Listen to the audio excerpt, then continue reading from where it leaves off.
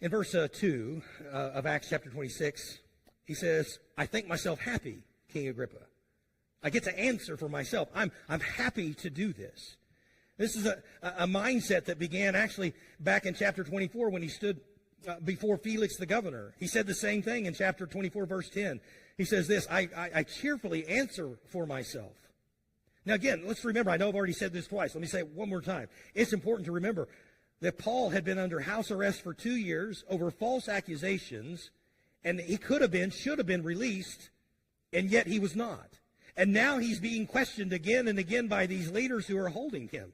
I don't know about you, I'm not feeling real cheerful after 2 years of being detained when I'm brought before a leader again. It's going to be really hard for me to bite my tongue and to be gracious, let alone be cheerful about it. But Paul does. He remains cheerful. He remains cheerful mainly because I believe this. I'm going to try to argue this with you and try to get you to understand where I'm coming from. I think it's because he possessed, first of all, a clear conscience about everything that he was doing. In other words, Paul lived a life above reproach.